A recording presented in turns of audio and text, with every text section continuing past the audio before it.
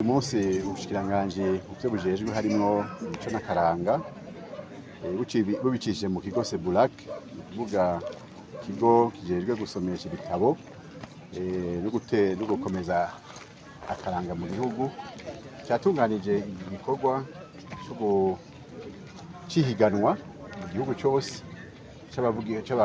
c'abakoresha ibikoresho ndangakaranga, ibikoresho kavukire, ku civugo nk'uko mubibona ngaha co gusoma ibitabo ariryo soko ry'iterambere rizodushikana kw'imbono y'igihugu mu bihumbi 2040.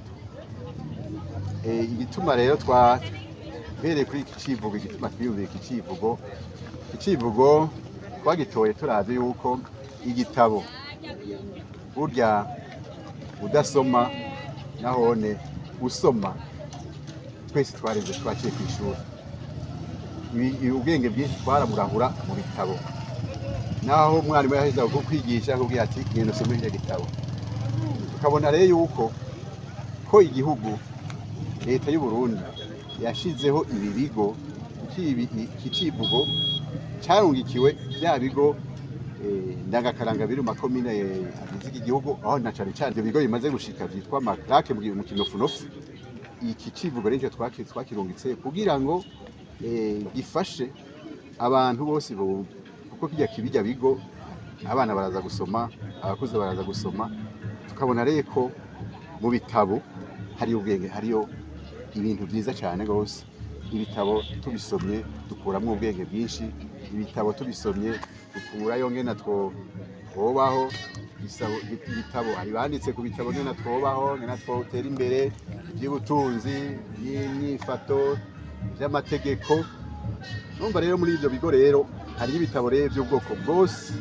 Ivyo bitabo rero bigaca bituma rero hamwe bose abarundi bogenda bakabisoma. Abana nk'ubu hari amashuri amwe atafise na vya bigo vyo gusomeramwo, amashuri bita biblioteke ku mashuri.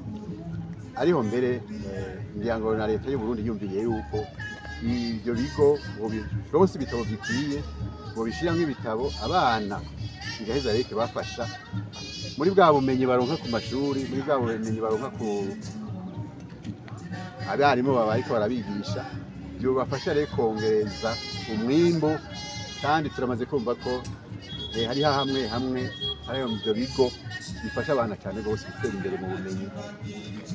Twarumvise nko muri ikigo mu Rugombo ko hariho abana mbere baronse n'ububasha n'uburenganzira bwo kuja kwiga hanze mu Bufaransa, kubera bijukiye gusoma ivyo bitabo biri muri ivyo bigo. Rero iki civugo kugira ngo duhimirize ko muri birya bigo harimo birya bitabo abana, abakuze bogenda gusoma, bakaja gusoma birya bitabo, bagakurayo ubwenge, bagakurayo ubumenyi, bagakuramwo ivyo vyose ubona turiko turaja muri iryo terambere, eka mu bisata byose bitandukanye kuko byose biri. Rero ni kugira rero iki civugo rero kugira duhimirize kandi na cane cane ko mwebwe muriko muradufasha, mwebwe abamenyesha amakuru, kugira abazoyibona bazobona yuko hariyo amakomine, hariyo ibigo vyotuma ubuze ati ugomba gusoma akagenda agasoma. Kandi gusoma ikindi kimufasha ni iki, iyo uriko urasoma hari ibintu bituma novuga ntibigwanya ubunebwe, bigwanya kuja mu bindi ntazi. Ndazi yuko umuntu agiye kuja kwisomera igitabo, bya bintu vyo kuja nk'umwana akaja kuyerera canke aja mu bindi, vyomutuma bimutesha intumbero, vyomutuma bimujana mu zindi ngeso. Ariko arasoma igitabo biramutuma ataja muri izo ngeso zindi. Rero umva rero gusoma igitabo harimwo ivyiza vyinshi tutodondora ngo duheze, ariko tukavuga tuti umuntu wese, Murundi wese, waruka, uwukuze, ukuri igitabo kiragufasha, kirakwigisha, kigukorera byinshi, kiragucisha ubwenge, ukamenya ibintu hariya ino na hariya. Ubwo rero nico gituma rero twatunganije ibihiganwa kuri iki civugo.